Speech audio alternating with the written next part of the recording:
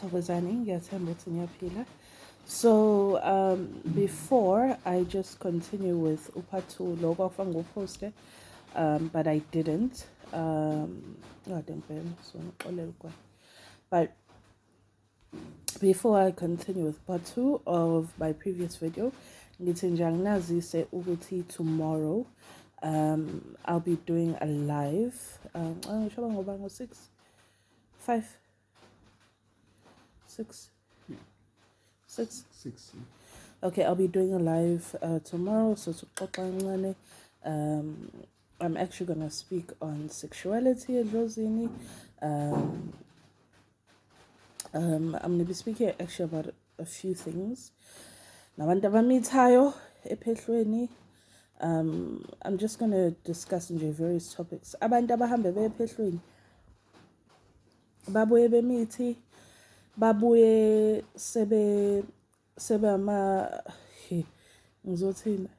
sebethanda ubulili obufana nobabo.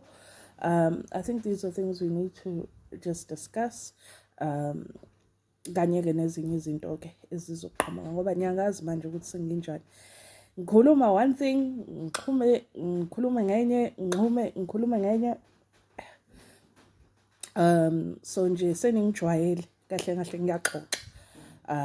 So sizoxoxa tomorrow, and just have our usual family meetings that we used to have before, and nezinto ke ngifisa ukuyibuza ebazalwane ngiyabelieve ukusula ngama-wives yazi. But anyway, yeah, so kusasa nje ngo-6 family meeting sixoxa sidiscuss izinto ke sizobonana kusasa. I hope you enjoy the remainder of this video. Part 2 siqede ngayo sidlulele kwezinye izinto Makhosini. Nginamkele ku part 2. Is it that? Yes. Nginamkele part 2 because it cut off the first one and ibinde. But yes, it takes a lot for you to get to a place where you can trust into konjeso idlozi.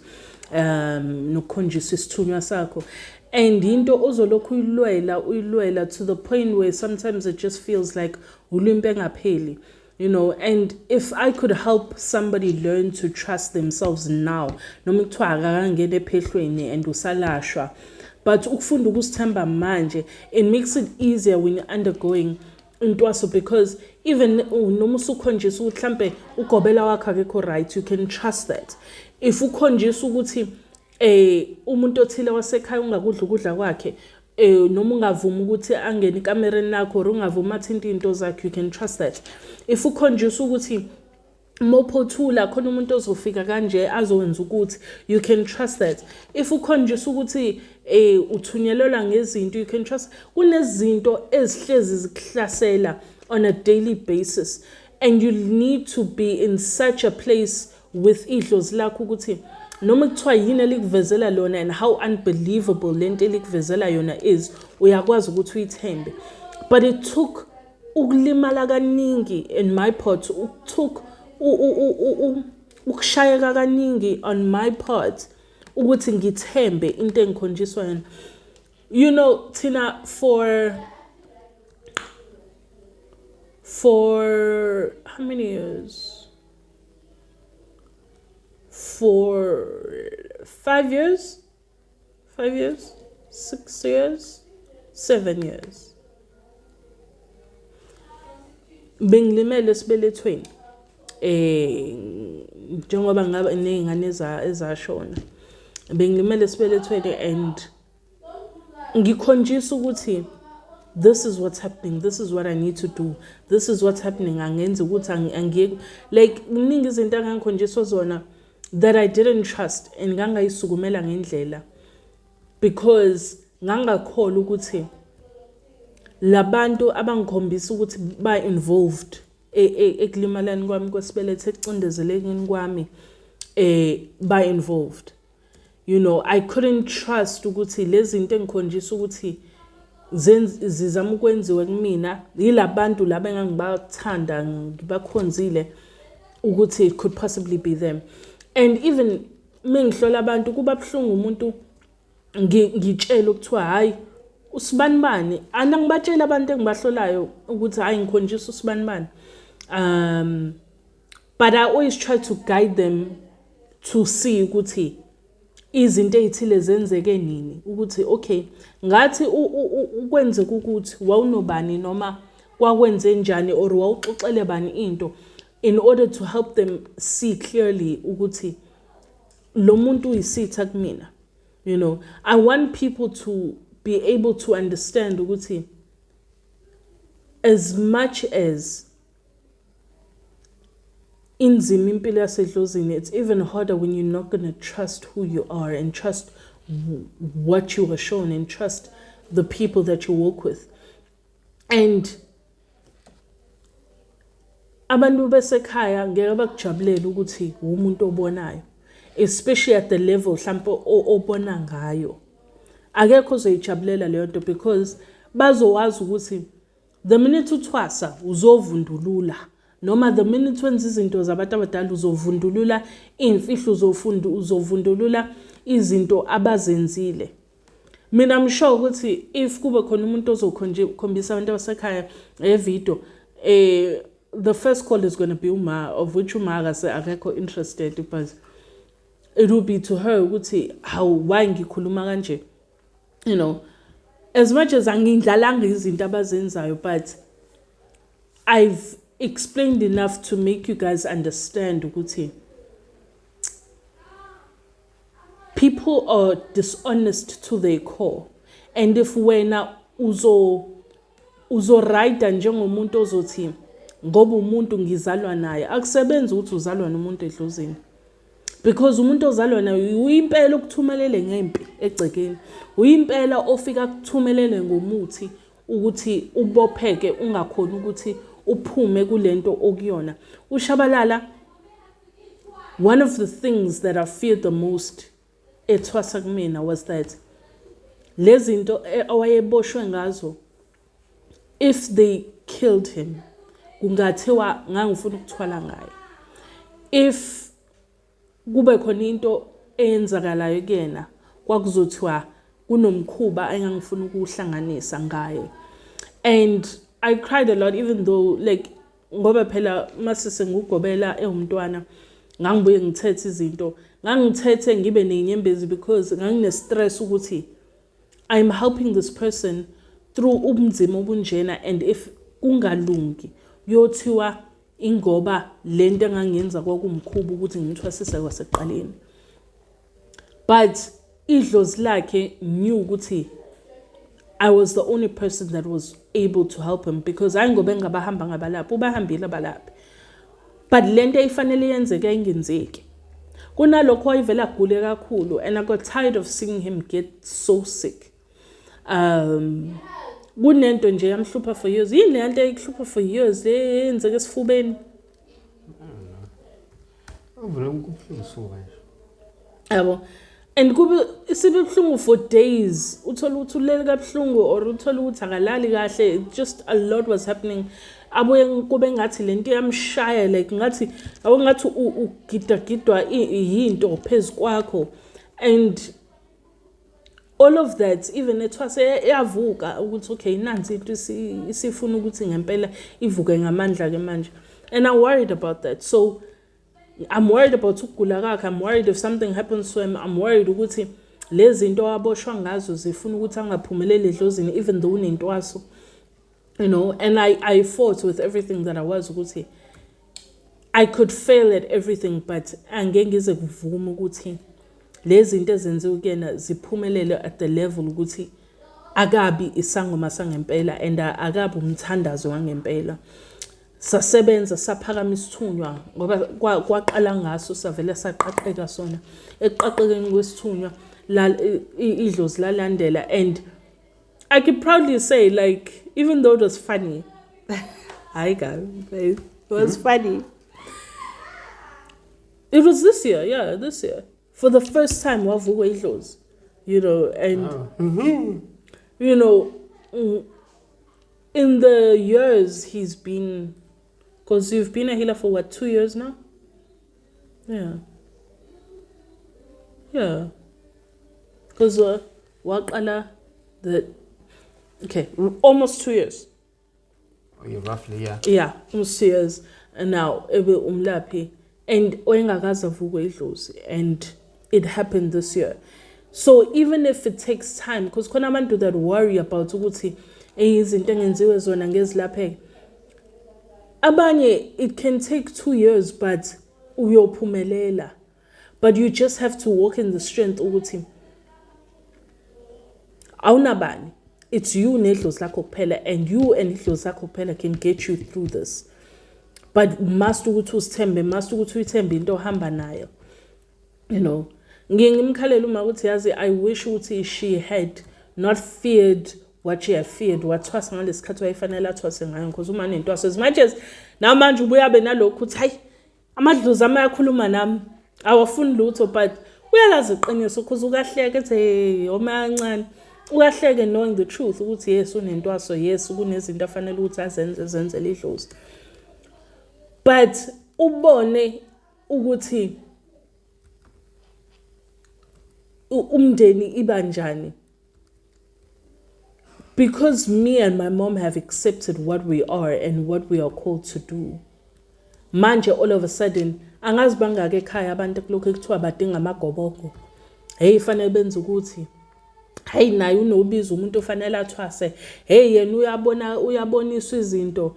Amanga angazi, like one of my aunts told me ukuthi one of my cousins ukuthi yena uyazi understand inyoka like uyazi ukuthi inyoka ethile ichaza into ethile. Yabo mekuthiwa kubangwa nawe idlozi ekhaya, nizongayithembi kanti abantu bafuna ledlozi likuwena, balibona ukuthi lizikhandla kanjani ngawe, likuvikela kanjani, likukhanyisela kanjani, wena ungalithembi ke. Kunabantu abafika balibuke bathi ha alikufanele, lifanele bona.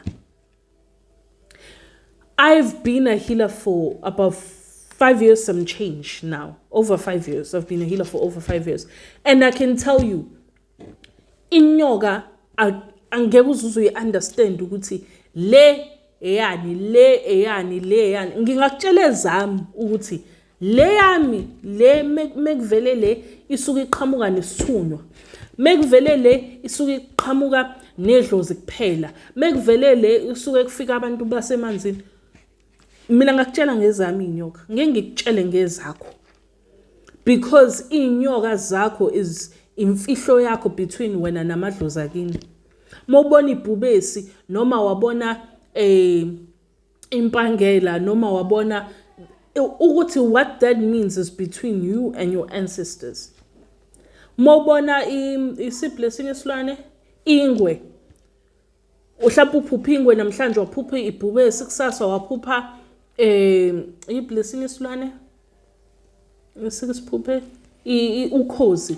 All of these are ancestors, but kusuke kunento or inkulumo abafika nayo, njengoba namhlanje ubona ibhubesi, kusasa wabona kunenkulumo abafika nayo. Mina ngakusiza ukuthi uyihlaziye inkulumo, but not ukuthi ngizothi hayi le eyomsebenzi ukuthi le yokuchaza ukuthi le chaza. Doesn't work like that. But all of a sudden, this cousin of mine ongakazi azabone impande, usekwazi ukutshela abantu yena ukuthi inyoka enjani, umprofeti yena, uprofeti nobungoma, kodwa ngiyazi aphakamisa umngoma uzophakamisa uprofeti, as if we have a choice, as if multi choice le uyakhetha ukuthi ufuna ipackage A noma ufuna ipackage B noma ufuna ipackage C.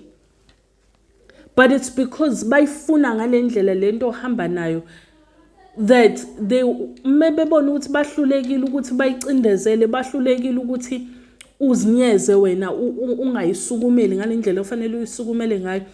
Third thing they try to do is make it seem like they have more. They have more. And abantu abazenza osiyazi kakhulu abangekho honest ukuthi hayi into ethile does not fall into ibracket yami. Laba bantu imvamisa abazi lutho. Kunezinto eso specialize kuzona.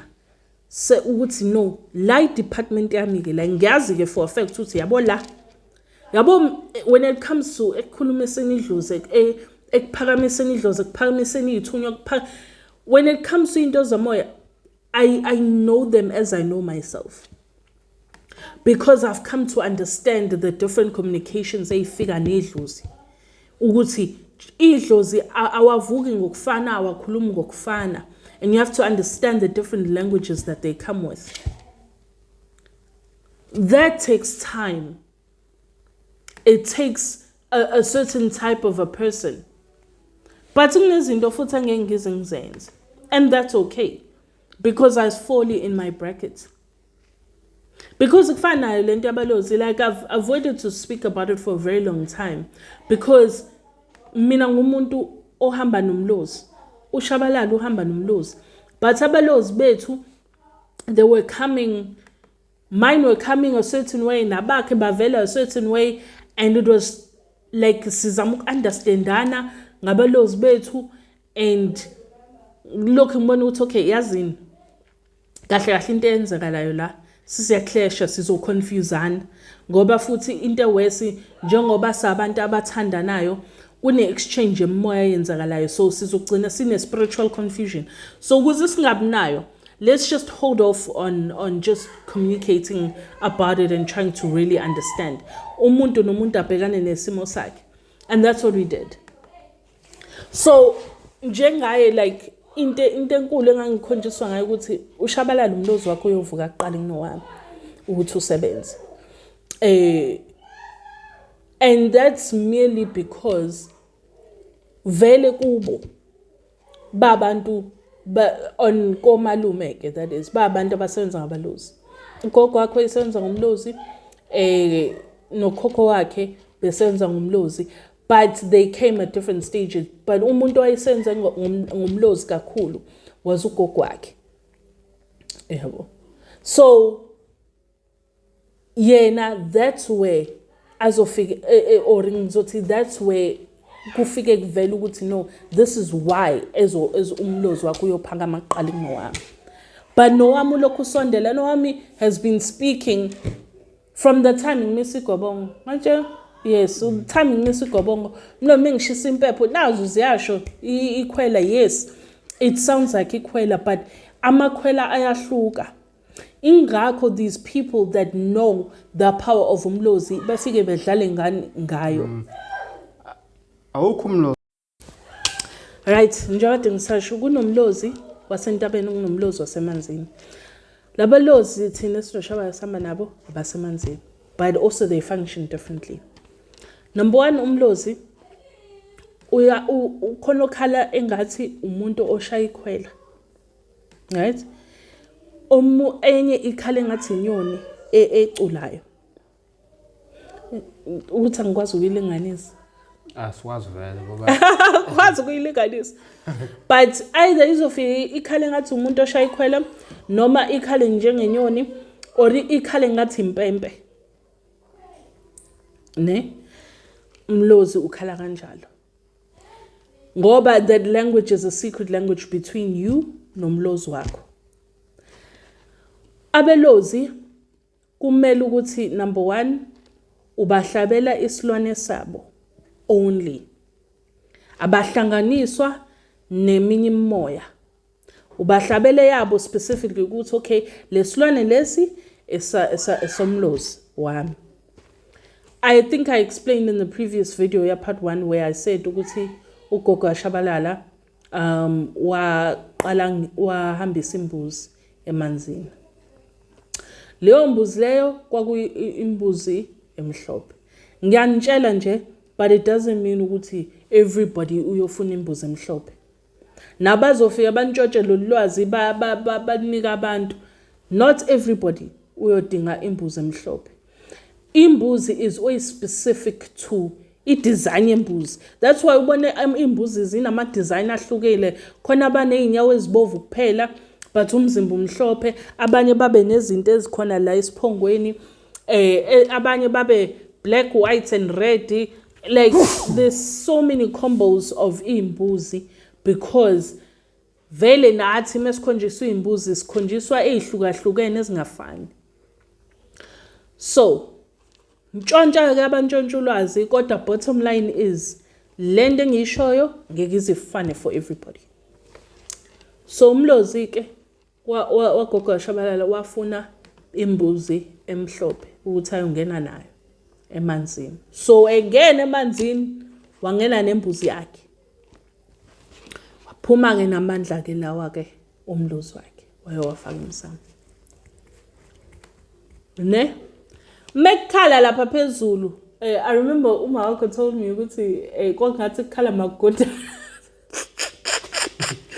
And it does, kwabanye it does sound like that. Like when owazwa magundane me engathi etshela nuthi kunokudla or something noma mejahana like angikazi ukuyilinganisa but akhala differently for different people. So wangena nembuzi kodwa bayifuna inkomo yakhona eyimhlophe. Again no Shabalala usetsheliwe ukuthi ke bona umlozi wakhe ufuna inkomo enjani.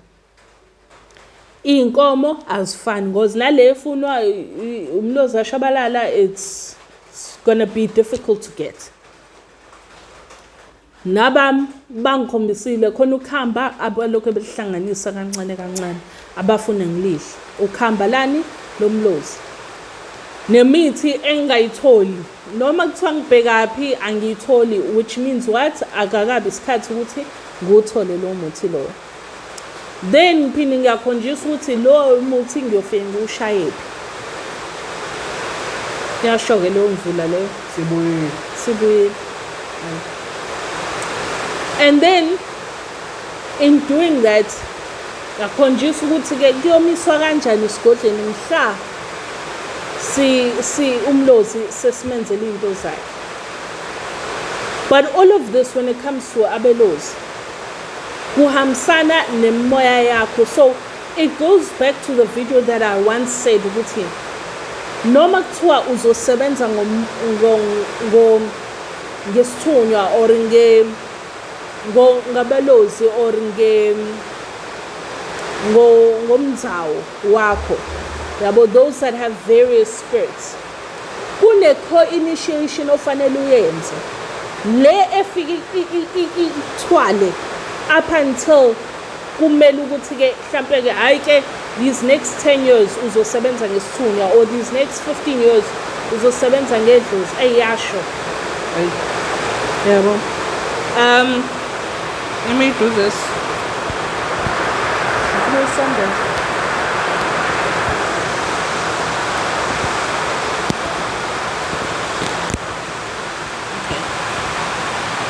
So, amathongo make sure ukuthi kusa akwazi ukuthi akthwale and they carry you through everything that you need to first accomplish or you need to first go through.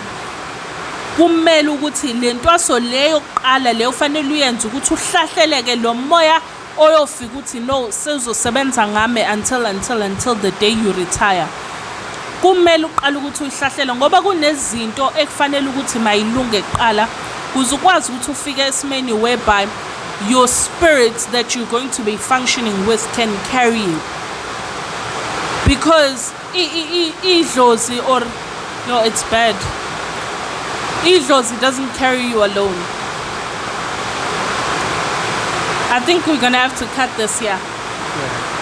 Bazalwane siyoqhubeka next time siqhubela sigcine khona but sekukubi weather vele nele video lena ngisazo add ama clips of stuff like clips of stuff that my grandmother has said so that you can understand what I was talking about and hope you enjoy. Ngiyanthanda kube kuhle kube mhlophe. Please don't forget to like and subscribe and follow me on Instagram. I know what the anqaba nje. Kube kuhle.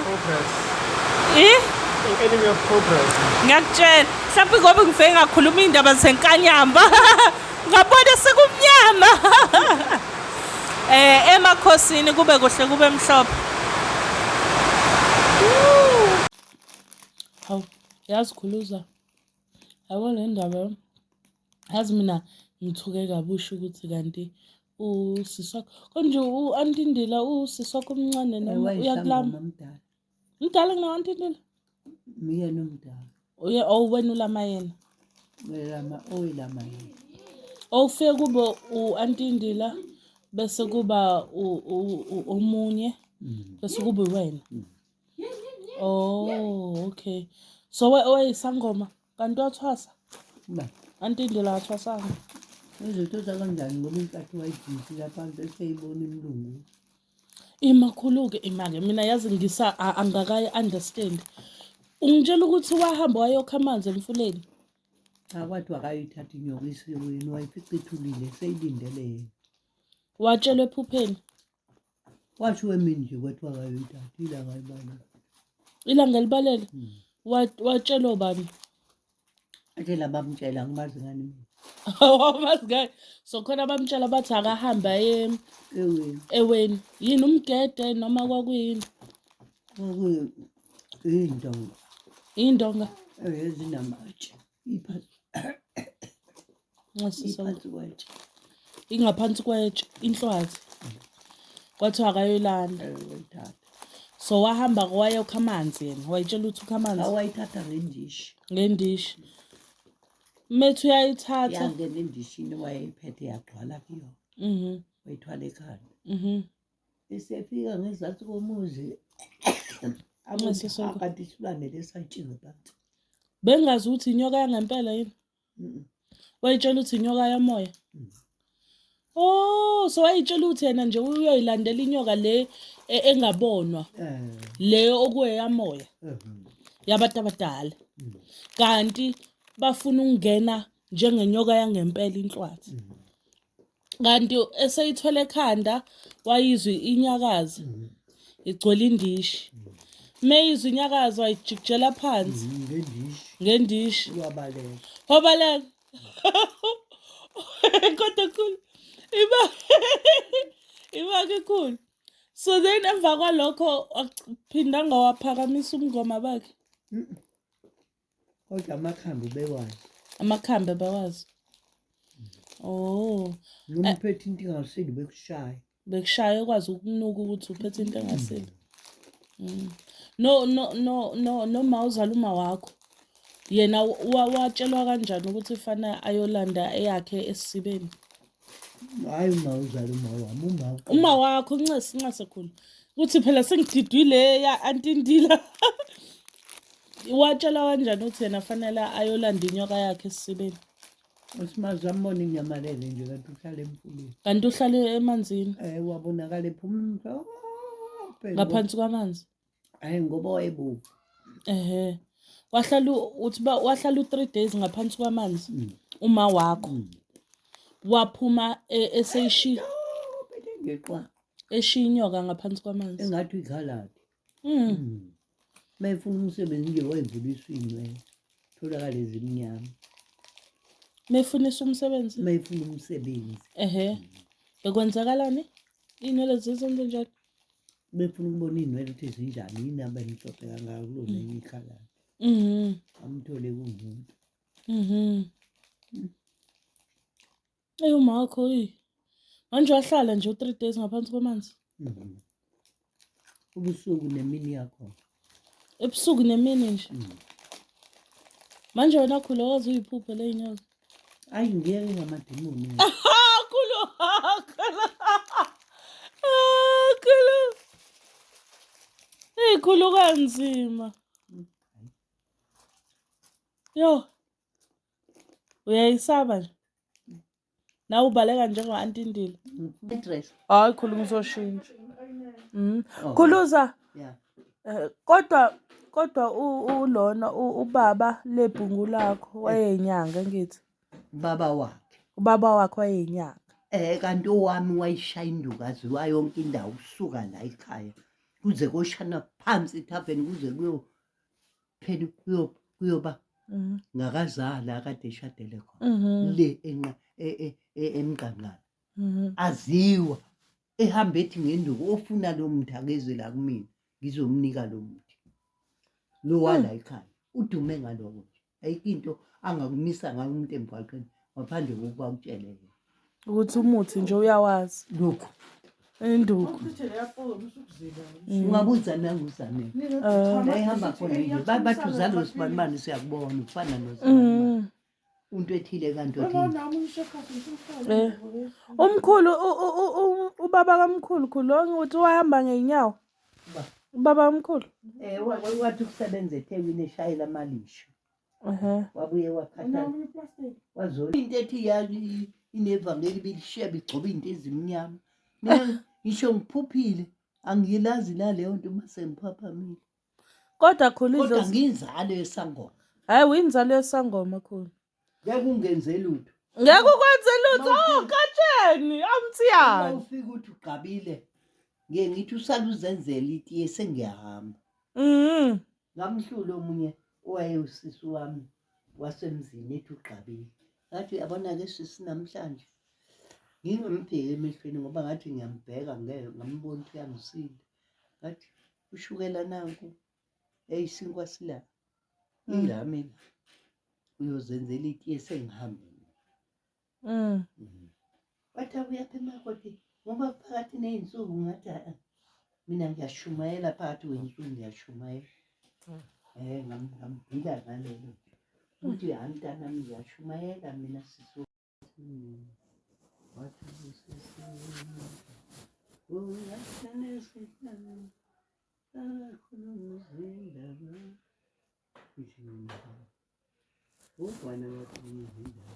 mangithi ngiyaqalaza yonke indawo angiboni muntu kodwa ngizwa nje umuntu elokhu engifundekela ngaphakathi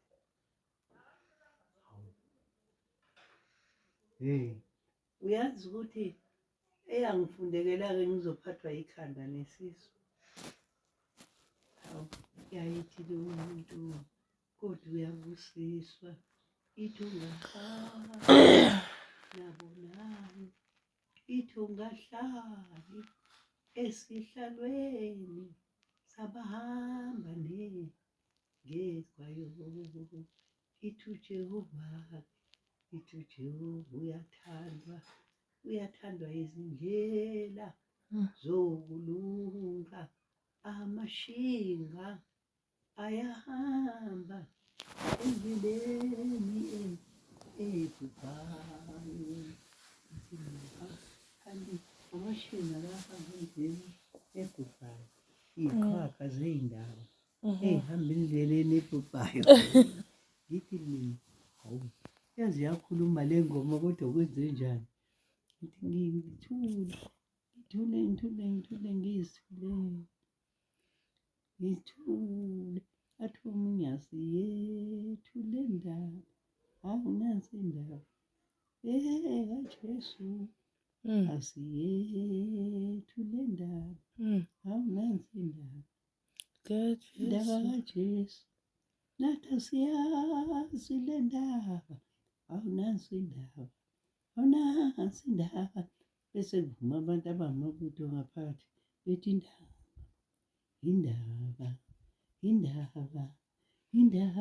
sikhupha indaba ebhodla ndaba usho amabuzo engawazi bethi nansi indaba kaJesu nansi indaba nansi indaba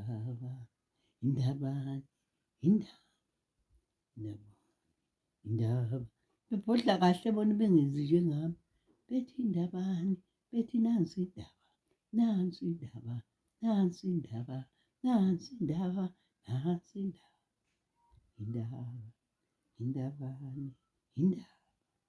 indabani manje bekukhuluma izwi yona kukhulula Jehova hey uyazi ungazulalela usukhohliwe manje lo mnyango ukubelesela ukuthi hayi bonanga umphethu udlala lapha hey kube ngathi singo-20 la uyazi ukuthini uyizwe lento ungabi nasizungu salutho amen athi omunye nansi inkululeko hawu nansi inkululeko selifikile ivangeli lenkululeko athi omunye nansi bo athi omunye nansi bo athi omunye nansi inkululeko ebhodla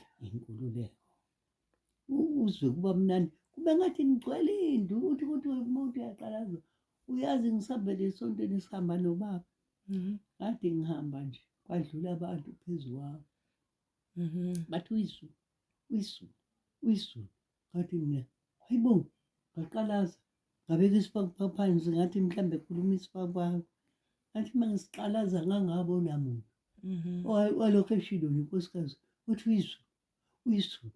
uyisulu ngathi mina hawu kanti ngiyahlanya yini ngaqalaza emva kwami ngangabona muntu ngathi mina hawu alokho ethi uyisulu lo ngiphumela ekhaya lokho esho ukuthi nje uyisulu uyesabe kuyizulu angimazi ukuthi ubani ngithi ngiyaqalaza phezu kwami angimboni Macanga khuluma ingelosi yezulu ikhuluma phezu kwakho. angazi kodwa nje wayile ukuthi uyisulu uyesabe uyisulu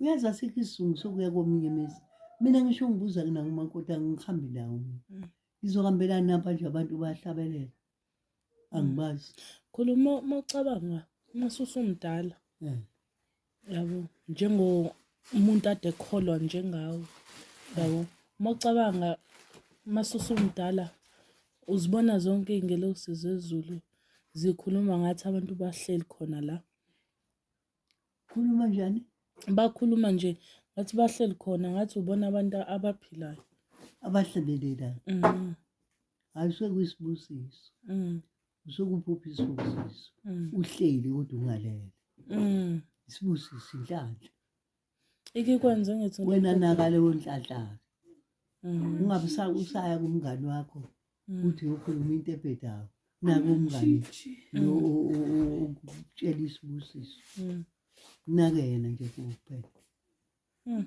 inhlanhla kanti ngoba uyibona inhlanhla le inhlanhla ngoba usuke engathuki suke eshinto eyodwa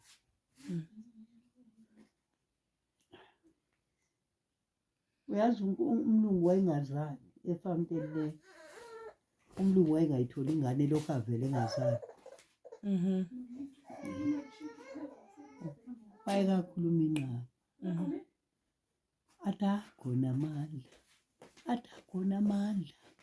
athi akhona amandla athi egazini likaJesu athi akhona amandla eshe engakayitholi kodwa wathi uma esetholile hayi hamba akahlabelela umlungu wayihlabelela aqhume phezulu heyi wathola ezimbili kodwa kuphela umfana nentombazane kwakuphela kwahamba wayedla nathi etafuleni sidle nayo ukudla etafuleni adle ipuleti azalikhotha ukuze phambi kwethu uyabona ukuthi uJesu wehlelwa uJesu babone ukuthi kanti uyazala